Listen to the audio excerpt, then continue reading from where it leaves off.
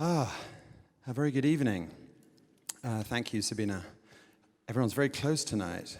Either we got close or you got close. Someone got close. A very good evening. Welcome to the Kunsthistorisches Museum. As Sabina said, this is the last in our series of artist talks this year as part of our Modern and Contemporary program, and it's a great pleasure to welcome Steve McQueen. Steve literally arrived 40 minutes ago from Amsterdam, thanks to KLM and their technical issues. On the walk over here, we reminisced about a rather less fortunate visit to Vienna that Steve made about 20 years ago. So I just want to begin by apologizing for dragging you back to a city that caused you a certain amount of grief the last time you were here. We'll explain that later, maybe. Steve, I thought we could begin by discussing the most recent project, which Sabina just mentioned, Year 3. I was in London about 10 days ago to see this project at Tate Britain and all over London on billboards. It's an extraordinary glimpse of the future, a huge sort of group portrait. 76,000 7- and 8-year-olds. The vast majority of the schools of that age group in London participated. Religious schools, state schools, private schools, special needs schools. And it's been accompanied by, this is an example of an image. This is the installation at Tate Britain in the Duveen Galleries. And it's been accompanied by a wonderful public billboards project in collaboration with Artangel in all 33 boroughs of London. And I wanted just to begin by asking you if you could tell us a little bit about this work and what led to it. Okay, well, first of all, thank you for coming. Goodness, you left your houses for me? Thank you. Oh well, I better be good then. This project started a little while ago. It started about 20 years ago. In fact, I would say the seeds of this project started 20 years ago with the birth of my first child. And of course, what happens, you know, with me at that time was just to reflect back at my own past and just look back at what my journey until this point. And I remember getting out a school photograph that I had and just looking at it and thinking of what happened to all the people who were on that photograph.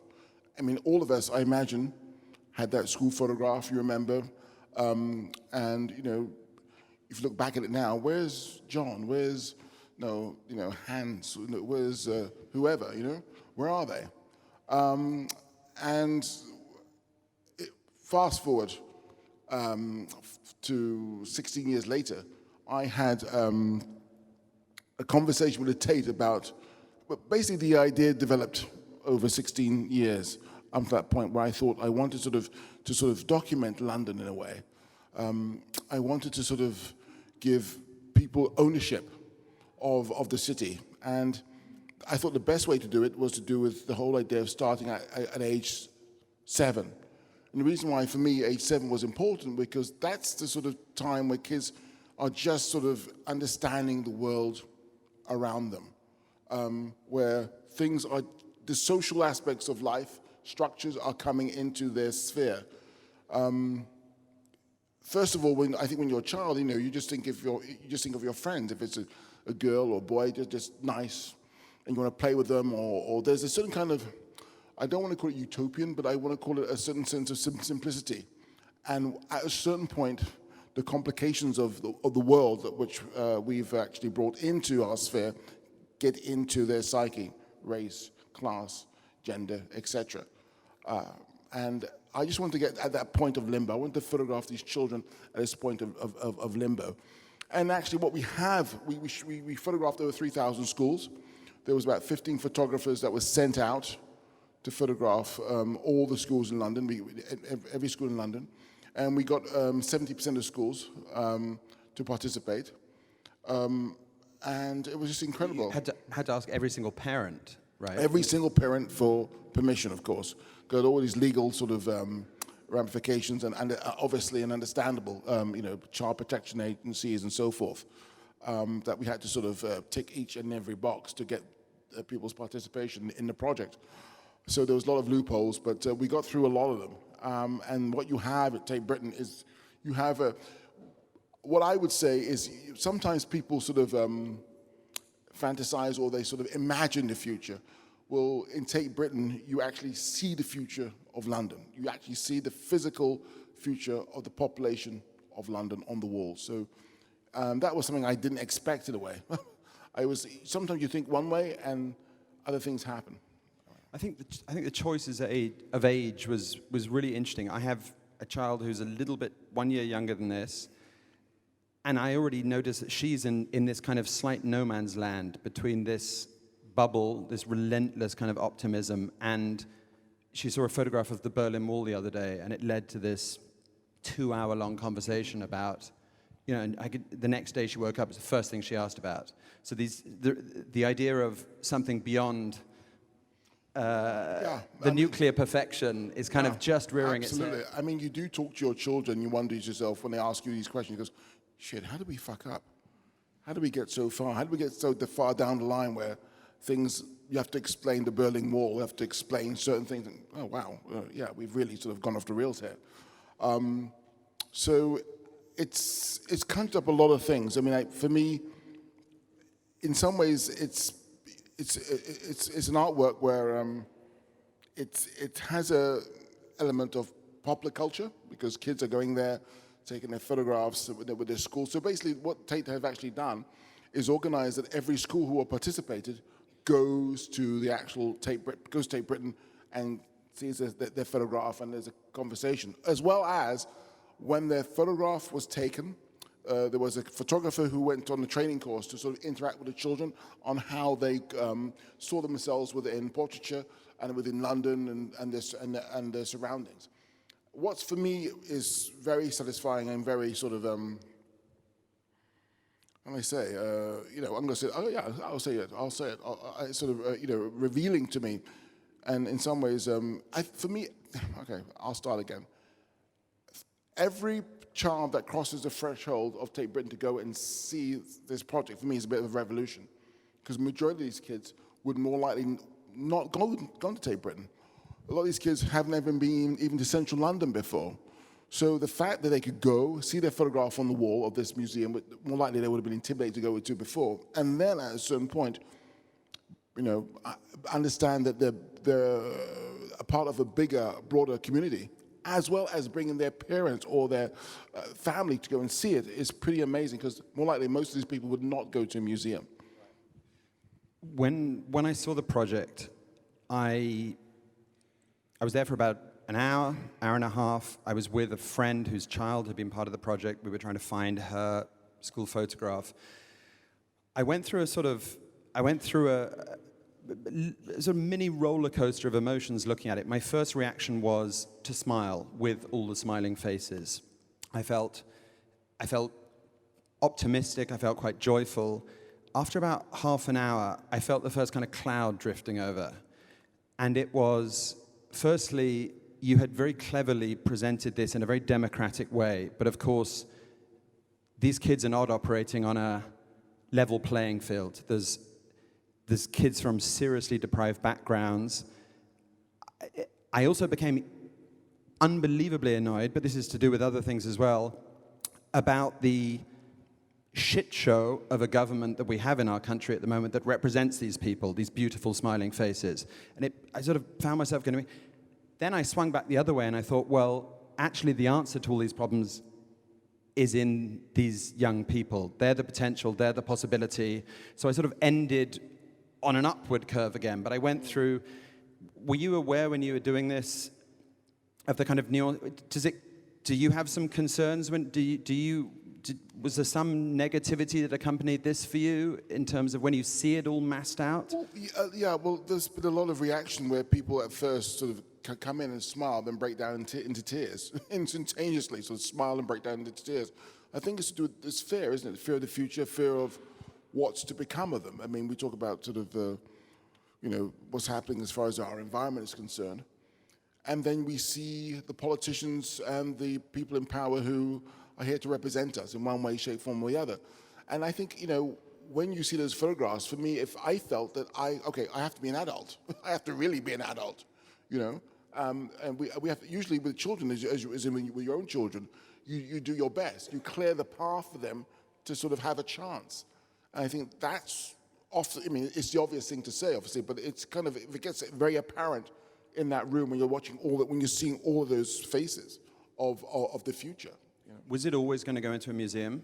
Oh yeah, well, museum, public space. It was very fortunate that Tate Britain wanted to participate, and that was it. But also, there's one last thing about this project, because it is about portraiture as well. That's the thing about this project. It has crossed over into sort of in kind of into popular culture because of it's again people taking selfies of themselves and the children. It's become this thing, and kids and adults going to see, the family's going to see it. But at the same time, removed from that, there is a sense. It's about portraiture and time within a city.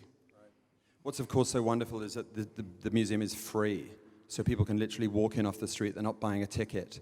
It was rammed with people when I was there, more so than I've ever seen it. When I was looking at year 3, after about 10 or 15 minutes of looking at it, another project of yours popped into my head. I don't know if it's an association that other people have made. It's a project, an earlier project of yours called Queen and Country. In 2006, you were appointed an official war artist by the Imperial War Museum in London. It's a rather antiquated historical position that still exists in Britain. Unfortunately, we fight rather a lot of wars, so we send artists out to document these wars.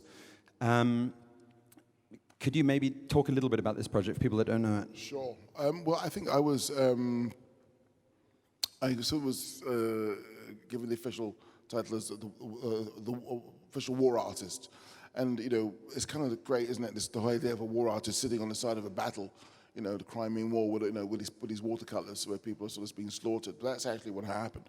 So there was me in Iraq. And I went there not knowing exactly what I would do. I had half an idea, but again, it's one thing having an idea, but it's another thing when you go to the place and see what is actually out there.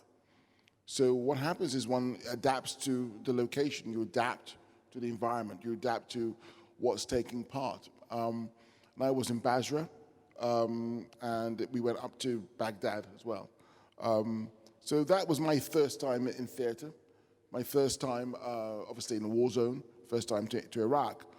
And often, obviously, how we get our news is through the media, internet, television, radio, newspapers, so forth and whatnot. That's how we apparently understand what's going on, through someone telling you what's going on, through someone telling someone, and that person telling someone, that person telling you. So, it goes through these kind of Chinese whispers, and it comes on our TV screens, comes on our computers. So I was there. I was actually in theater, in a war zone, in Basra, firsthand. And it was very kind of different to what was being reported. Again, I'll say it, British troops with bad equipment, buying stuff off Americans, boots, food. It was bizarre. Sending guys out to fight, they can't even go, the guns were jamming. It was really strange. But what for me was wonderful was being with those guys. It was like being with a British football team, because guys from Yorkshire, guys from Newcastle, guys from London, guys from Edinburgh were just, there was a certain kind of camaraderie which was there. And of course, people were talking about home and, about their girlfriends, their wives, and their families and so forth and whatnot. So it's just, I just immersed myself in that environment, going, doing, tours of duty and all that kind of stuff. So when I got home, I really didn't know what to do. But then what came back to me was this whole idea of home and their idea of home. And I had this idea of a stamp. Because in Britain, I wonder if we could do another image, a single image. In Britain, basically, the only person who could appear on a stamp, well, until recently, when I was working on it, was if you were a member of the royal family or if you were dead. those were only two people who could appear on a stamp, a royal or sort of Royal Mail stamp with the Queen's crest. Do you have a single image of this at all? Okay, never mind. It's fine. You can see it. So I thought, well, what better way who deserves better to be on a stamp? A person who's died for Queen and country. So I thought of this idea. Going on, it's a long story. So I got back to London, sitting on the edge of my bed, head in hand, thinking, I have to ask the families for permission to use photographs of their, daughters and sons. And we wrote to them, we found them. The Ministry of Defence in England would not give us any addresses. So I hired a private investigator to find out next of kin. We found them, we wrote them a letter, and slowly but surely these letters came in and these photographs came in and people wanted to participate. And we got 93% of the people who we wrote to engage with this project, because what I wanted to happen, I really wanted these stamps to actually be made. I wanted Royal Mail to sort of make them, and therefore these images go through the bloodstream of the country. So if you could write a letter to so and so, and you put on your stamp on this on envelope, whatever. Or when people are going to work, they bend down to pick up their mail, and all of a sudden they're confronted with someone who has, given their life apparently for you and your Queen and your country. But the Royal Mail didn't comply for some reason. I remember, funny enough, when I was asking the Ministry of Defence, when I was talking to them about the idea, they said to me, well, why can't you do a landscape? Well, a landscape didn't fight for you. These guys fought for you, So it is about the individuals, isn't it, who lose their lives or come back with limbs missing or so forth and whatnot. It's not about those statues that you see outside on Whitehall in London. It is about the guys who actually, and the women who actually risk everything. In the catalogue for your wonderful exhibition at Schaulager, there's a statement related to this work that says you'll consider this work to be incomplete until the day that they... Oh, yeah. Are you still sort of softly campaigning, loudly campaigning? Is someone campaigning on your behalf to get this? Could this happen? Well, yeah. About 4 years ago, there was an early day motion in Parliament about it. There's still people talking about it. Still people, again, it's a long game. Hopefully, I'll be alive to see it happen. But it's a long game. We're not giving up yet. Yeah. What made me think of this work when I was looking at year 3 was not just the kind of formal relationship, the repetition, the multitude of faces, the uniforms, but it was more the kind of related atmospheres of the works.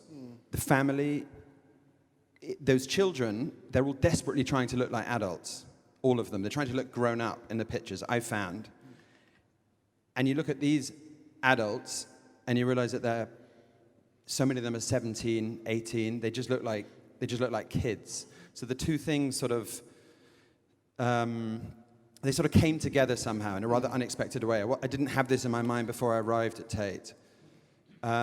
Someone described this work as a sort of impossible monument. No, why? No, it's something that a critic. I found the statement interesting because impossible monument. No, it's like a lawyer trying to sort of, what can I say, play the long game, sort of draw you out. He's okay. I'm down. As long as I'm alive. Who knows? Look. It's one of those things. I think what the situation is when it's not a hot topic, then they print it. When it's done and dusted, when it doesn't feel dangerous to them, then maybe a door will open and things will happen. I remember when we opened this. This was the first opening of this project was in the Manchester City Library, which I think is the oldest library in UK. So it was a private opening just for the for the families next to kin, and it was just so moving because it was the children of the soldiers as well. And it was this box. It was these I don't know if it's an image of the actual vitrine. It's a vitrine it pulls out and you push it back in. I can't remember how many. There's about It's over 100. It was 98 when you 1998, opened, yeah. and it's about 160 now, Yeah, I think. yeah. Sort of. And you left some empty sheets the first time that you showed it, almost as if. No, that was because some of them were. It wasn't deliberate. That was just a case. Some of them were not sort of finished. That was it. But the idea is that it would grow. No, I wouldn't predict death. No, that was just empty. It's fine. No, it happens. But it's one of those things where what for me was interesting about that opening was that it was a very British affair. It was very much tea and tears. And the kids climbing underneath the vitrine and say, "Oh, that's my daddy in there." I said, "Okay, which one is your dad?" And they pulled it out and we're talking. It was so wonderfully sort of stiff upper lip and so wonderfully sort of courageous and heartwarming. And it was just, even now I feel it was just so beautiful. It was just really kind of, sometimes human beings are not bad. Most of the time shit, but most of the time bad. And it's on permanent display now at the Imperial War Museum in London, so you can go and see it any time. I'm going to skip through the next couple of slides and move to this. Just while we're sort of on the subject of memory, keeping people alive, keeping ideas alive. You've made a series of works, films, photographs over the last few years that deal with very charged locations. This is a work called Static, a 7-minute film of an actual monument, the Statue of Liberty. You made it in 2009, the year that it was reopened by President Obama after the 9/11 terrorist attacks. Had been closed for 8 years. You spent sort of a day or so sort of circling this work in a helicopter. It's an extraordinary work. A couple of years later, you made this amazing work called Lynching Tree. It's a light box. This is the full image of the work. It's a tree close to New Orleans from which slaves were hanged, and the graves of the slaves lie at the foot of the tree, all around the roots. You made another work, Carib's Leap, in 2002, about a very specific location and the story attached to it. I wanted to talk to you just about this idea of not letting the dust settle on stories, on places. Could you talk a little bit about, do these works connect for you in your mind in the way that I've just strung them together? I think that it's, the past and the present are so, again, it's what made us. My journey here from my past and your journey here from your past, I imagine are very different and very similar in cases.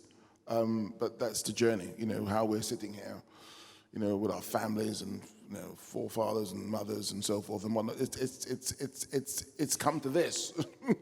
It's come to this. This is it. It's come to this.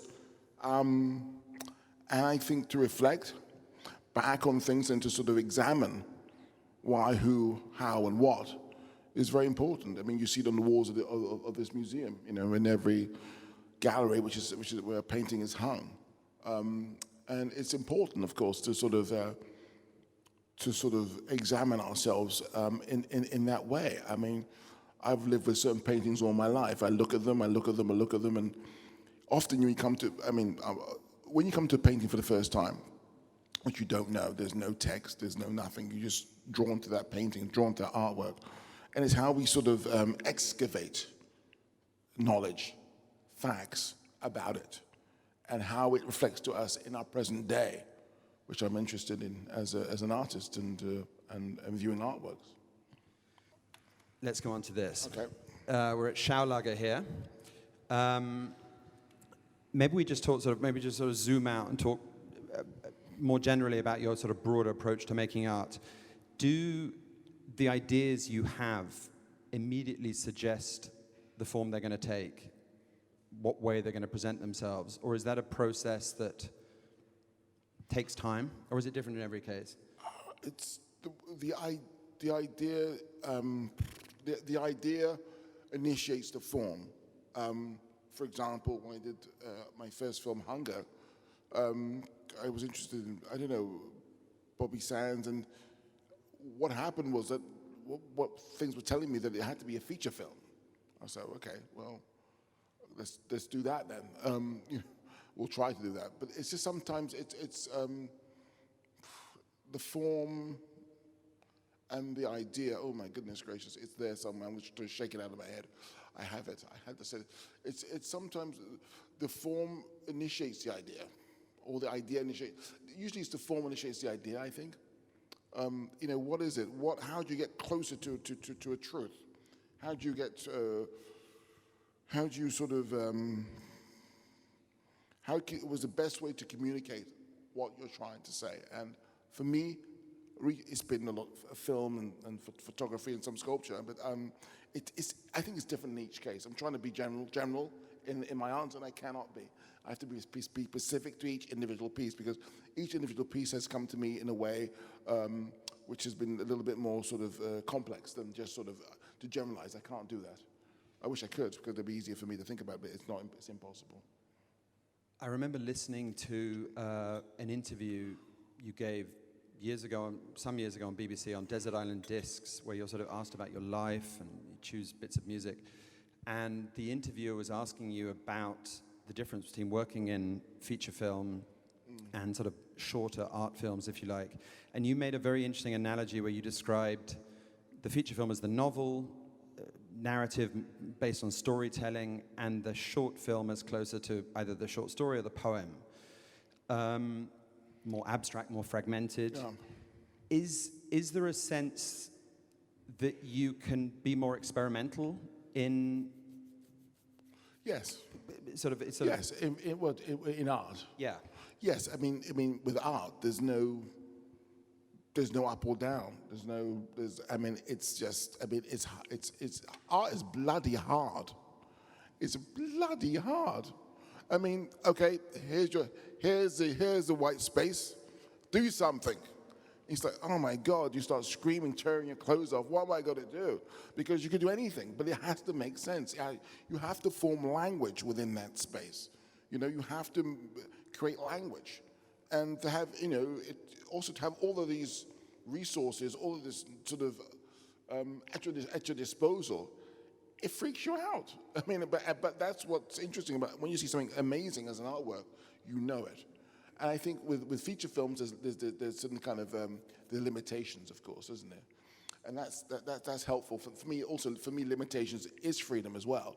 For example, I'm shooting something at the moment. I said, Steve, oh, sorry, we couldn't get you this. We've only got this, and it's only we've only got 2 rooms for this, and there's no windows, and this. I said, okay, I got an idea. Because it pushes, it demands that you sort of deal with what you have.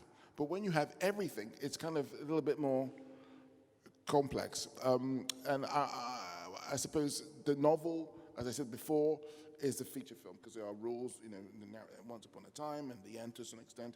To some extent, of course, one can argue, but more or less that is the parameters. And of course, poetry.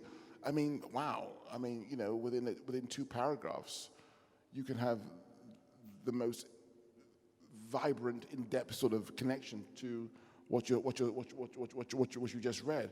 And also with an artwork, don't forget, you could have, just put an artwork, almost like a face mirror. You can live with that for the rest of your life. It's about the effect, I think. It's almost about having a stone in your hand and throwing it in a lake. And once it hits the water, it's not necessarily about the stone, it's about the ripple effects. What happens from that artwork? What happens from that piece of poetry? How is it rippling? What effect does it have? What does it sort of affect? It's that's the massive thing about art. One painting, and it does so much vibrations. It's amazing. And in that regard, in terms of the sort of depth of feeling and what one takes away and how it rattles around in one's head afterward, I've been as affected by a 6-minute film of yours every bit as much as I have from a 90-minute film, in terms of the repercussions, exactly what you're talking about. So I don't think I think one is able to achieve a similar depth of feeling. It's just manufactured in an entirely different way. One thing I wanted to ask you about, if there's, when you ask someone, tell me something that defines a work by Steve McQueen, one word that people will often come out with is truth. search for truth, uncovering the truth, exposing the truth, laying bare the truth. We live in a time now, unfortunately, where the value of truth is questioned, I would say, in the way that we get our news, in the way that, in the age of social media. I feel like truth is slightly under assault now, put it that way. We have people in power who hold truth in far less regard than perhaps they once did. Is this something you're aware of in your work? Does this make you double down on exposing things and telling the truth? Do you notice a different climate in which you're working now to say 20 years ago in terms of... Oh, the climate has definitely changed. Absolutely, the climate's definitely changed. But as an artist, you know, that's what it's about. that's the game. I think that's the journey. That's the stakes. The truth it's the stakes. The truth is out there. Truth is out there. My goodness. Well, the truth is, I mean, but it's you know, you can't hide from the truth. You can hide from it, but it's always there. There's always guilt. There's always tells.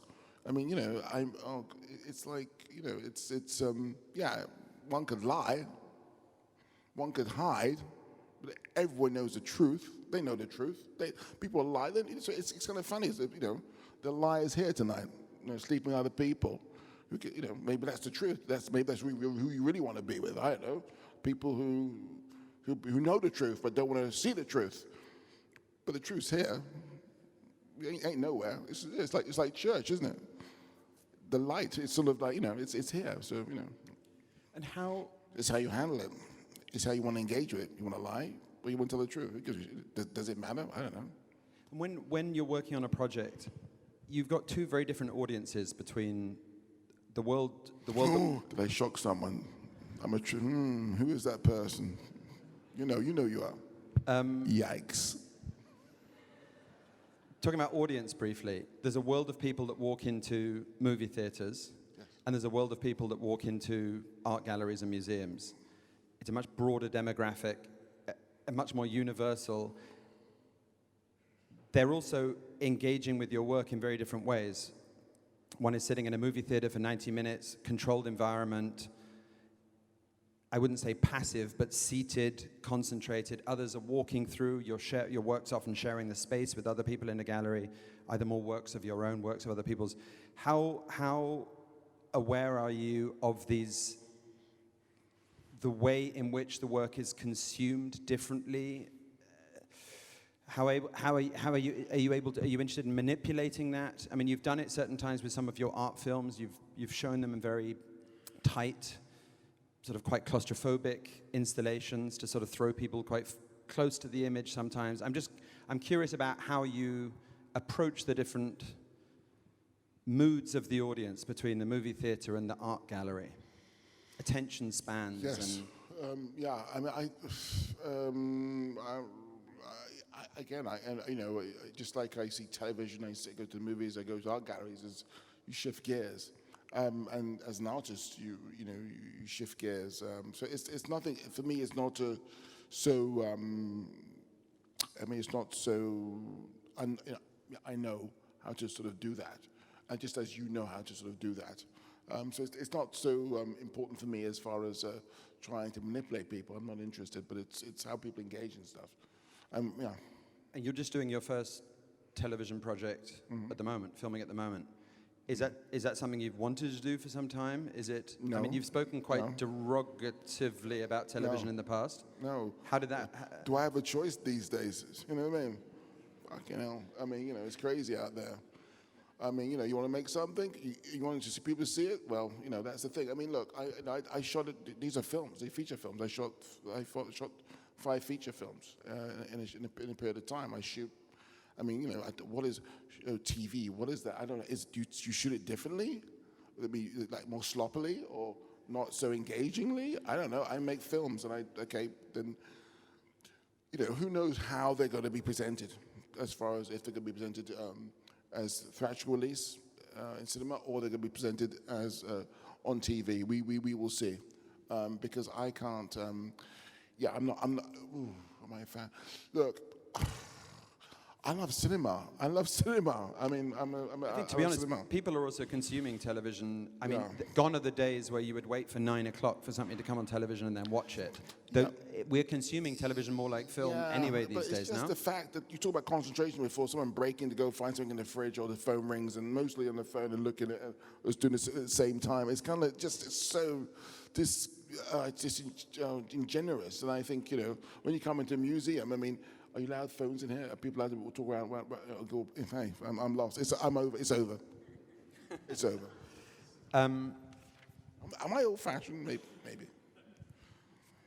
A little bit of...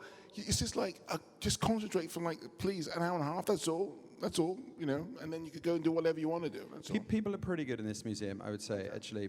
You are allowed phones in this museum? You are allowed phones in the museum. You're not encouraged to make phone calls in the galleries. I think you're generally ushered out. Come on.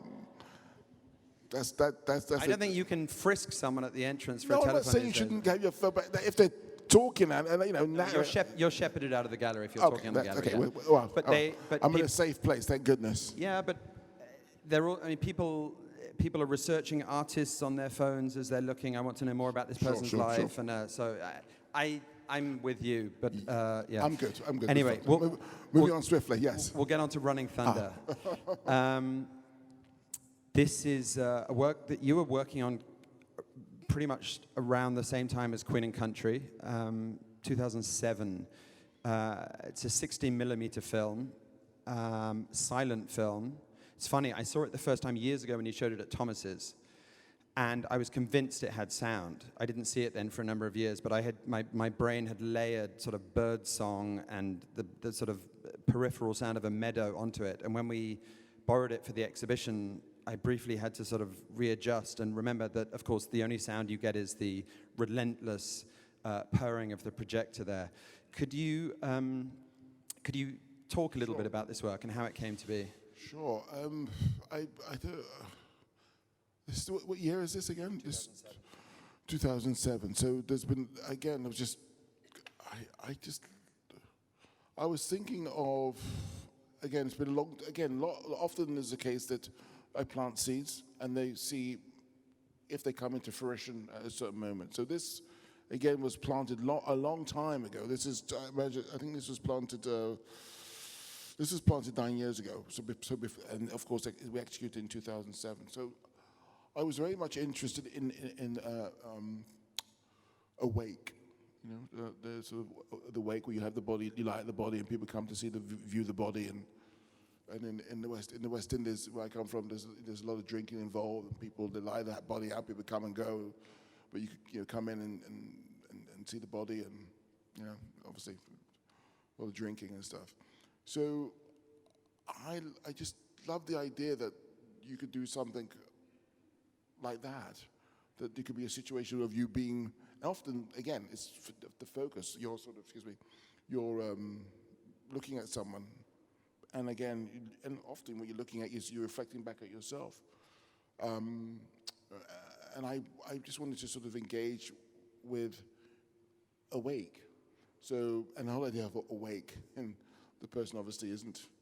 I just love that sort of narrative, that sort of engagement.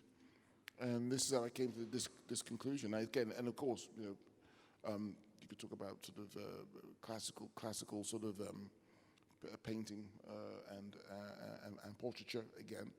And I just love the idea of filming this horse. And you could go out and come back and it's the same image. I mean, maybe slightly different, or it's moved on a little bit as far as. But it's just this sort of constant reflection of oneself within something which is not alive. You mentioned painting, and that's one of the things I actually wanted to talk to you about in relation to this work. When I would walk around the exhibition with people, I was surprised. It was interesting how many people, when we stood in front of your film, talked about its painterliness.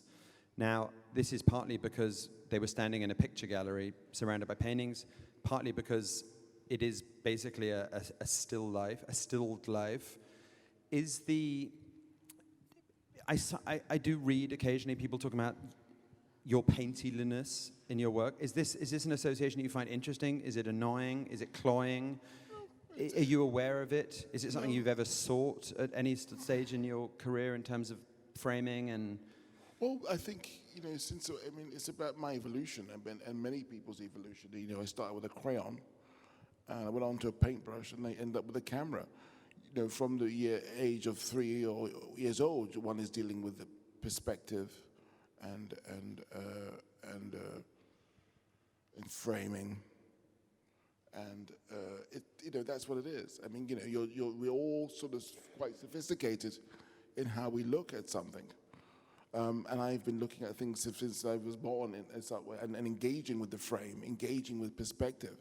And it is what it is. So it's not about painterly situation. It's about perspective and how you sort of put something in the frame. And you can think of, Tchaikovsky, you can think of Scorsese, you can think of, whoever, Catherine Bigelow, anyone, and you could or cinematographers. Robbie Muller was there, a friend of mine. Roger Deakins, anyone. You could think of them, and you look at perspective and look at framing. So anyone could be seen as a painter, as an artist, whatever. But I think because I came from the visual arts, people seem to sort of put that first and foremost. But it's what everyone's engaged with. Tarkovsky talks quite a lot about sculpture in relation to his films, so sculpting in time. I think it's his book, Sculpting in Time, is the name of the book. People often refer to your films, different films of yours, as sculptures. Is that a way that is that just terminology? Does that mean anything to you? Do you consider yourself to be doing something plastic somehow in some of the films? I think sort of studying time and space in a seemingly three-dimensional way. Yes, one could say that. One could say that, and one can engage in that, of course, because it is more than just one plane. One is focusing on this depth. I wanted to talk about this, but I'm just slightly conscious of time, and I want to leave time for some other people to have a little go. Maybe we just move on to this place quickly. I just want to talk to you a little bit about your relationship with museums generally. Both of the cities that you call home, Amsterdam and London, have got great museums like these. This is the Rijksmuseum with Night Watch, which has got a big kind of goldfish bowl around it at the moment. It's being cleaned and restored and investigated. What's been your relationship with historical museums over the years? Are they places from which you can draw something of help, of interest? Are they a useful distraction? Are they more than a distraction? Have you gone to them? Yes. The National Gallery, of course.